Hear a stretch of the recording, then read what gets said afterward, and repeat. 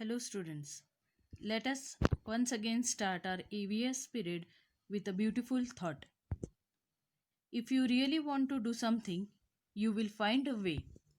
If you don't, you will find excuse. So let us begin our next chapter, history and the concept of time. Students, we have already seen what is history in the previous chapter. So now we know history tells us about past event or tries to understand the past events. Man, for his convenience, divided time into present, past, and future. Now let's see the concept of time. You all know that Earth rotates on its axis and revolves around the sun, and it takes about 24 hours to complete one rotation. Earth receives light from sun, and we have daytime and night. These 24 hours are approximately divided into 12 hours day and 12 hours night, which makes one day. So let's further see how time is divided. Division of time. Now, as we know that 24 hours makes one day. So, one day is consisting of 24 hours.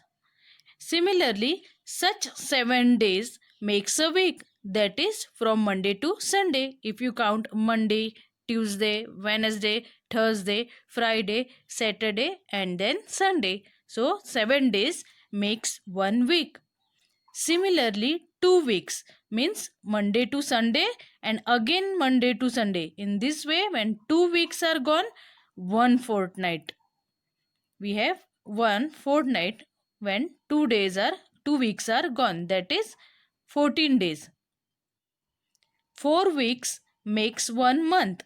So if you go through the calendar, you will see that approximately 4 weeks are there in one month. After that, 12 months makes a year, that is from January to December. You all know that it consists of 12 months. Still going further, we can reckon or calculate time in bigger and bigger units. 1 year followed by another. In this way, when 100 years go by, a century is completed. Right now what we have seen that 12 months makes 1 year.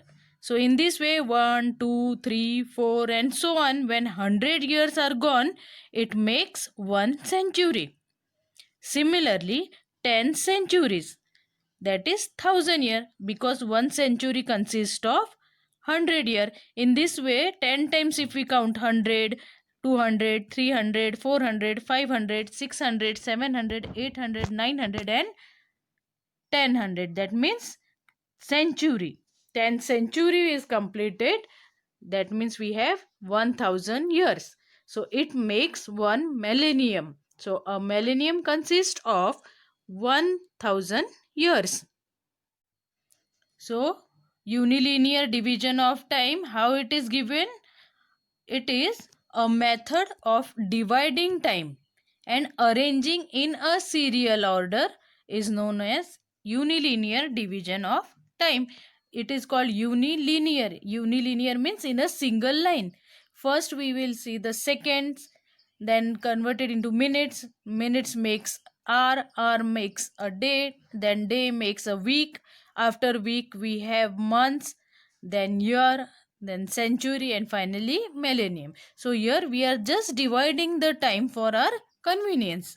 Thus units of measuring are seconds, minutes, hours, days, weeks, fortnight, that is 2 weeks, months, year, century and millennium.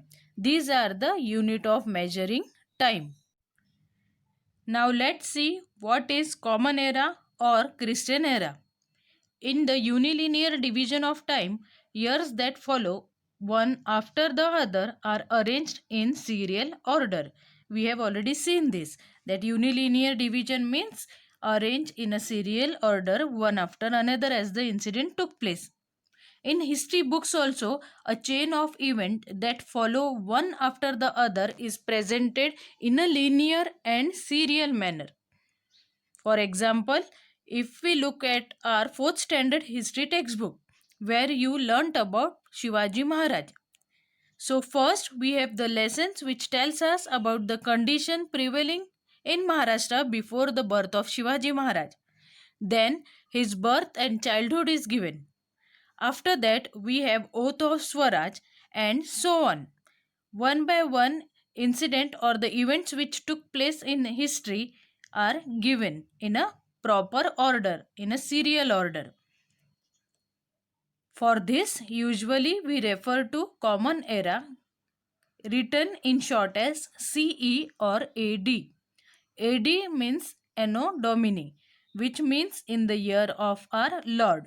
Here it means in the memory of birth of Jesus Christ. The calendar we use today is based on Christian era, now called as Common Era. This era began with the memory of Jesus Christ. It is commonly used throughout the world, hence it is called as Common Era also. The first year of this era is the year when it began, when Jesus Christ was born. That is the first year. It is shown with number 1. This year after that are indicated by the next number in a serial order.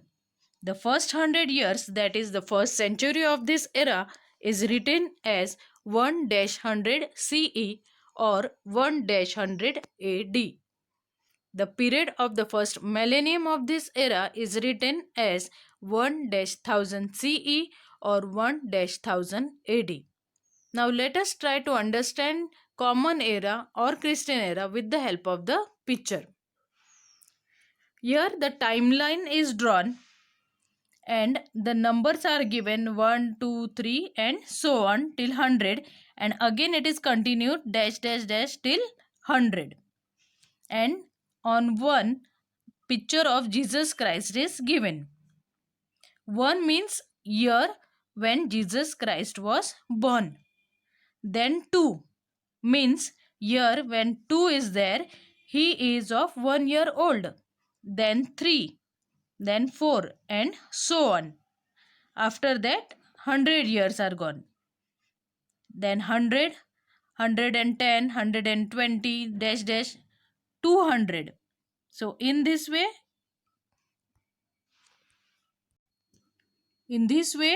200, 300 until 1000. So on number line this 1, 2, 3, 100 dash dash 1000, they denotes the years.